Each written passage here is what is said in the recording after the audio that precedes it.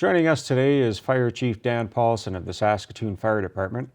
I've asked Dan to come in today and give us a little bit of a recap on his career and some of the changes with the Saskatoon Fire Department in his time that he's been here. Dan, thank you for joining us. Well, thank you, Randy. Appreciate the opportunity. Let's find out a little bit more about who that person is in Chief Paulsen. I know you're a figurehead and in charge of the fire department, but who is Dan Paulsen and where did he come from? Originally, I moved to Saskatoon from Winnipeg. I spent 3 years here in high school and, of course, very much enjoyed Saskatoon at that point. From there, left to both Manitoba and Alberta to go to university. Came back to Saskatchewan for knee surgery, of all things, of course, being heavily involved in sports, and ended up marrying the physio, and now we're married 36 years, staying in Saskatoon, and through a myriad of other types of occupations, came upon the fire service, and really it is, I have to say, an ideal opportunity that suited me and what I saw as being able to be a public servant, to really fulfill a lot of the things that I wanted to do. And I mean, our careers are, it's interesting if you ask anybody about when you go to work, it's interesting to say, for 32 years I've always looked forward to go to work. And that's because of the people I work with, the ones I work for, and of course the citizens, those that I serve. It's really been a very enjoyable journey. So your term is serving out here in July, I think is what you've said, that you're looking at retirement? Exactly. What's happened is that part and parcel of the bylaw structure within the city of Saskatoon, within the pension, it is mandatory retirement at 60. And when I look at the roles and responsibilities that we do, the stressors that go with it, it really is a time for me to move forward. I see that we've done an awful lot in a short time frame, and really when I look at the service over the years, there's been an awful lot of change, and I know there will be more to come. You have a background in diving, I think, too, that you've talked about. Did you serve with the fire department in their dive team, or how did that come to be? Yeah, I was actually diving prior to the inception of the dive team here in 1990. It was when we brought that over. It was at the time the police service were the principal responders for dive recovery at that time.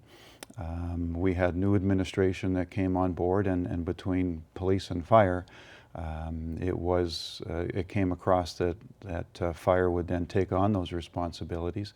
And so for about 15 years I was part of the dive team as a responder as well as an instructor for that time frame, and many fond memories of that operational side of the perspective. I've had people ask about, weren't you concerned about what you'd come across being in the river if we were to take a look at that? And I said I was as accustomed doing that as I was within a structure. I mean, that's what I was trained for, and that was the role that we were sent in to do. So it was just one of those roles that I very much took upon and enjoyed that part of my career. You've seen some changes, obviously, over the years. Is there anything that you can look back on as a few stepping stones that were memorable for you? When I think about the role of the service, it really grew from something that was, I'm going to say, almost 100% reactive. And that is that the role of the fire service was to be in a position to respond when called to. And now over the decades, we've actually seen that move to being, we are still very forefront in response, but we are also getting a stronger presence within community, being proactive. And that is going to be through community service, through fire prevention, community relations, public relations. All of those things are becoming more and more forefront within the fire service. And if you actually go back and look at the mandate of fire, it is to prevent fires. And so when we look at the drop in fire rate, I will bring that forward to codes, standards, fire prevention, and just being proactive in the services that we provide. Being involved in community and safer neighborhoods. These all make a difference in the onset of fire and that side of it. So we've really seen some big changes in that light. Now, one of the things that's problematic, if I want to say, for the fire service is that some of the construction characteristics that are happening to these dates, it's having an impact on our service, and that is that we recognize as communities grow and develop, densification is a must. I mean, you've got elevated costs and infrastructure. So as we get facilities or buildings closer together, we now have the opportunity for greater, catastrophic events from that side, as well as the building materials and the composites that we're coming up against. Very few natural products are going into construction. Anytime you look at what's going in, most of it is either oil-based or particle-based with glues. And it really, from the position that it sits in, what we've had happen is we've gone from what we call mass, in other words, something solid to work with, to math. So in other words, the shape, design, and tensile strength of the products is what they rely on, but they really don't stand up well to any type of fire impingement. And so it's really becoming problematic for us. We've seen what we would consider to be a stable fire as we approach it in the older style construction, 20 to 30 minutes that we would consider we'd have structural stability. We're now losing those in 3 to 5. So when you think about the response capacity and the dangers that it's putting our staff into as well as the citizens, it is what I see as an issue in the fire service moving forward. So when we look at the growth in Saskatoon over the past 6 or 7 years in particular, it's almost been exponential in some cases. We're adding a city the size of Martinsville, for example, every year. That must put tremendous strain and stress on the department and the staff there with budgets and response times and the need to provide that level of service and safety and comfort for a lot of the residents. What do you see as that morphing into in the next couple of years? What we've done is back in the mid-90s, through council, we adopted a National Fire Protection Association 1710. What that describes is what would be considered to be a good working model or best practice for the delivery of the fire service.